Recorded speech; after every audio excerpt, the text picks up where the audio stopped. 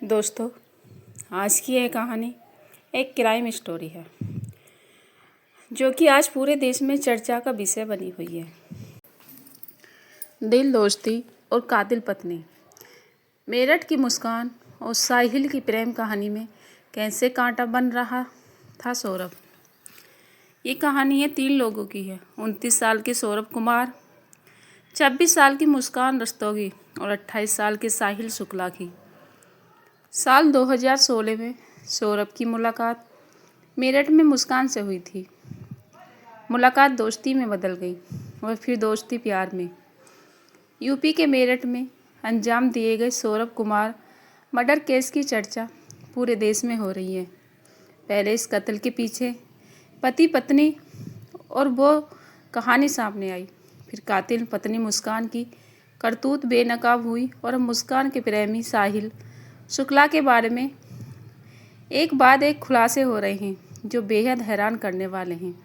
साहिल का अपनी मुर्दा माँ से बातें करना और सौरभ की हत्या के बाद उसकी हथेली और सिर को काटकर साथ ले जाना इस मामले को और पेचीदा बना रहा है। दरअसल साहिल अपनी मसूका मुस्कान को शिद्दत से चाहता था, मगर उन दिनों के रिश्तों में एक ही कांटा था और वो था सौरभ कुमार। पहली मुलाकात, दोस्ती और शादी। ये कहानी है 3 दोस्त लोगों की है। 29 साल के सौरभ कुमार, साल की मुस्कान रस्तोगी, 28 साल के साहिल कुमार की। 2016 में मुलाकात मेरठ से मुस्कान से हुई। मुलाकात दोस्ती में बदल गई और फिर दोस्ती प्यार में। सौरभ ने मुस्कान को बताया कि वो मर्चेंट नेवी में काम करता है और लंदन में पोर्ट स्टेट है। मुस्कान शादी के लिए तैयार थी, लेकिन सौरभ के घर वाले मुस्कान से उसकी शादी के लिए तैयार नहीं थे। लिहाजा सौरभ ने घर वालों की मर्जी के खिलाफ जाकर मुस्कान से शादी कर ली। शादी के बाद वो 6 महीने के लिए लंदन चला गया।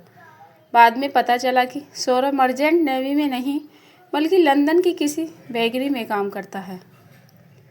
उसकी माली हालत भी ज़्यादा अच्छी नहीं थी। इधर सौरभ और मुस्कान को तब तक एक बेटी हो चुकी थी। बेटी होने के बाद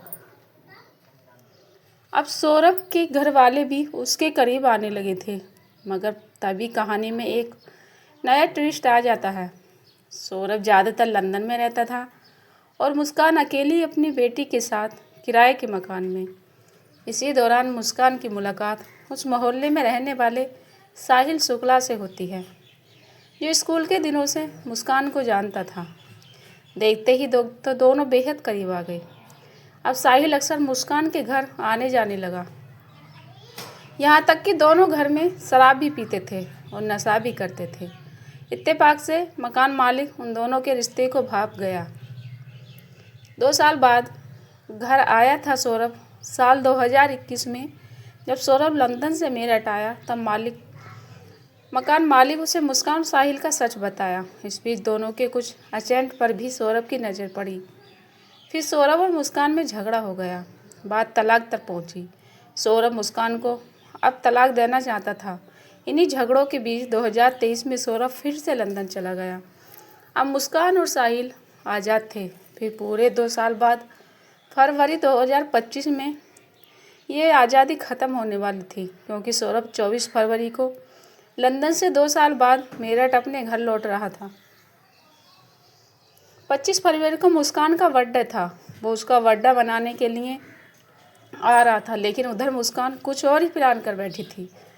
उसका इरादा ठीक बर्थडे वाले दिन यानी 25 फरवरी को ही सौरभ को मार डालने का था, मगर ऐसा हो ना सका।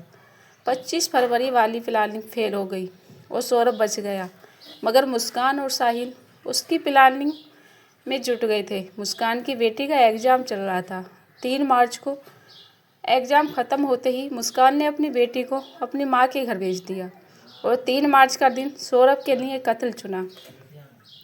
पहले मुस्कान, फिर साहिल ने किए चाकू से वार। उस दिन रात को जैसे ही सौरभ अपने कमरे में सोने गया, मुस्कान ने साहिल को बुला लिया।